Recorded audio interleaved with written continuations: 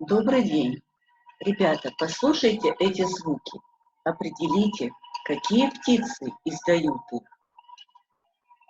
Правильно, это журавли. Что мы знаем об этой птице? Журавль – одна из самых любимых народом птиц. Белые журавли – это символ народной памяти. Обратите внимание на эпиграф сегодняшнего урока. Помните, через века, через года, помните о тех, кто уже не придет никогда. Помните, Роберт Рождественский. Как вы думаете, какой смысл заложен автором в эти строки? Да, это бескомпромиссное требование последующему поколению помнить о героях Великой Отечественной войны и жить достойно.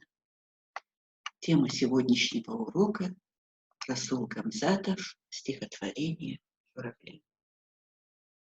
Сегодня мы будем учиться составлять аргументированное рассуждение, анализировать содержание стихотворения, определяя художественно-выразительные средства. Научимся определять признаки анафоры и находить ее в тексте, а также развивать навыки слушания и постановки вопросов.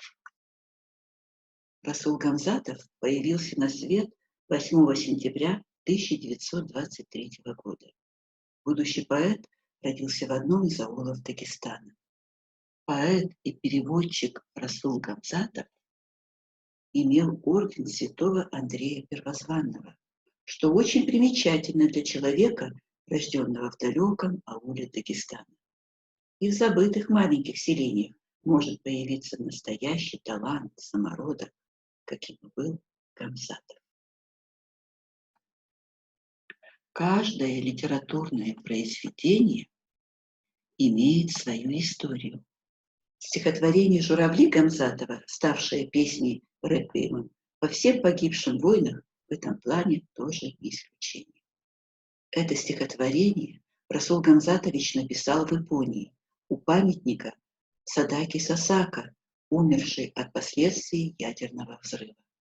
После бомбежки Хиросимы Садаки заболела, но верила, что поправится, если сделает 1000 журавликов. Когда сердце девочки остановилось, она успела сделать ровно половину бумажных птичек.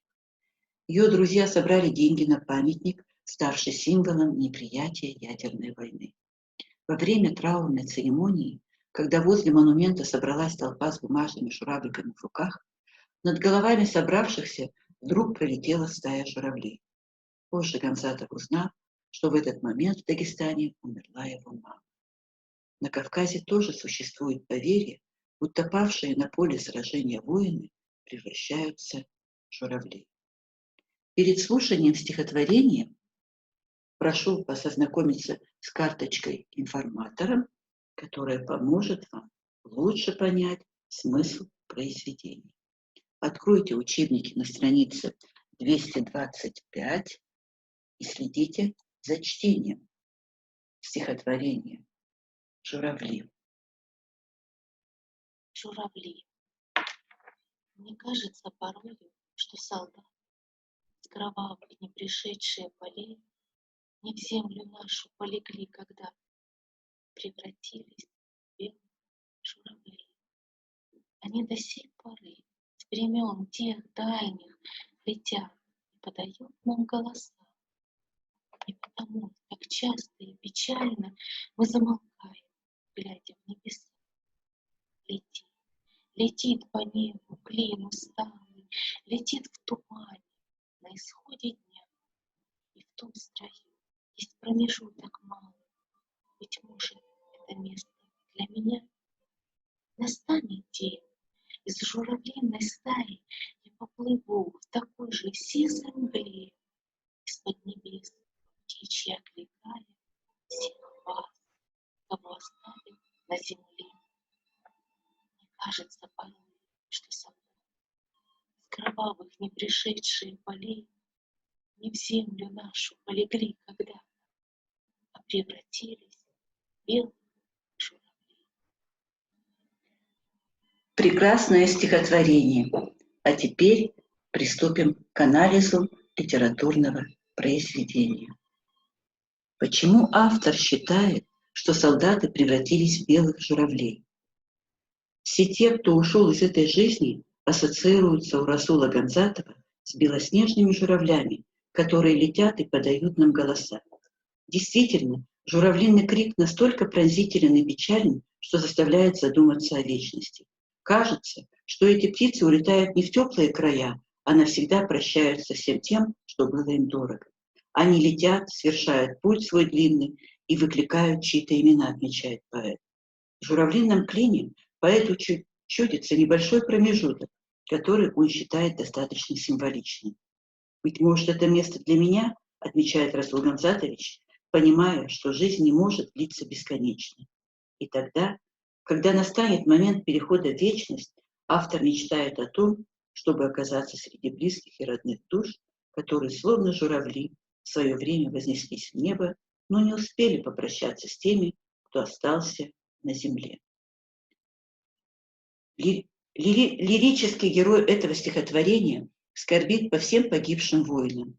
Он остро чувствует свое одиночество на этой земле. Погибшие напоминают ему белых журавлей, летящих по небу. Мне кажется порою, что солдаты с кровавых непришедшие полей не в землю эту полегли когда-то, а превратились в белых журавлей. В журавлином клине ему видится что-то близкое, родное. Журавлиный клич напоминает аварскую речь. Атмосфера грусти, тоски пронизывают это стихотворение. При этом герой понимает, что и сам когда-то уйдет из жизни, обретет свое место в вечности. Настанет день, и с журавлиной стаей я поплыву в такой же сизой мгле, из-под небес по птичьи окликая всех вас, кого оставил на земле. Так, ребята, какие изобразительно-художественные средства использовал поэт в этом произведении? Стихотворение написано катренами, рифмовка перекрестная. Поэт использует различные средства художественной выразительности. Эпитет: в сизой мгле, клин усталый, с кровавых полей. Риторический вопрос: не потому ли так часто и печально мы замолкаем, глядя в небеса? Метафору: настанет день с журавлиной стаей, я поплыву в такой же сизой мгле. Развернутое сравнение: летят своим определенным строем, как по полям людьми они брели. Поэт использует слова и выражения высокого стиля: полегли, до сей поры, свершают вечернюю порой. Скажите, пожалуйста, какие слова и фразы повторяются в тексте? Правильно, вот эти строки. Летит, летит по небу клин усталый, летит в тумане на исходе дня. Здесь мы видим, что автор использовал стилистический прием, который называется анафора. Определение анафоры дано в вашем учебнике на странице 257. Итак, анафора – это повтор одинаковых слов в начале стихотворной строки или прозаической фразы.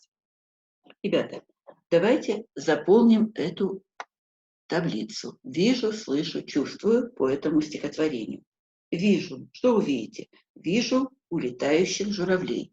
Слышу. Они выкликают чьи-то имена. Чувствую, что я поплыву в такой же сизой мгле.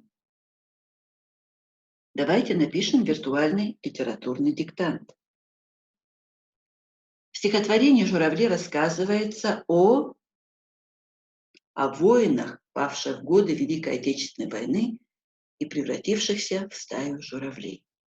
Основную мысль стихотворения можно сформулировать так: те, кто воевал, кто погиб, защищая Родину, достойны жить в памяти вечно. Каждую весну журавлиным криком небеса напоминают нам о их бессмертных душах, о их подвиге, подарившем нам жизнь. Ключевые слова стихотворения: превратились, замолкаем, выкликают, клин усталый, в сизой мгле оставил на земле. Художественные изобразительные средства стихотворения: метафоры: превратились в белых журавлей, они до сей поры семен их дальних, я поплыву в такой же сизой мгле. Эпитеты: с кровавых полей, замолкаем печально, определенным строем, клин усталый. Сравнение: летят строем, как по полям брели. Итак, в этом стихотворении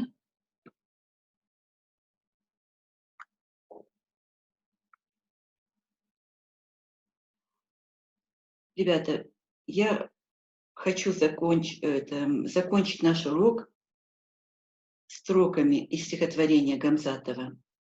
Мне кажется порою, что солдаты с кровавых не пришедшие полей не в землю нашу полегли когда-то, а превратились в белых журавлей. Эти строки стали гимном солдатам во всем мире. Так, ребята, урок окончен. Желаю вам здоровья.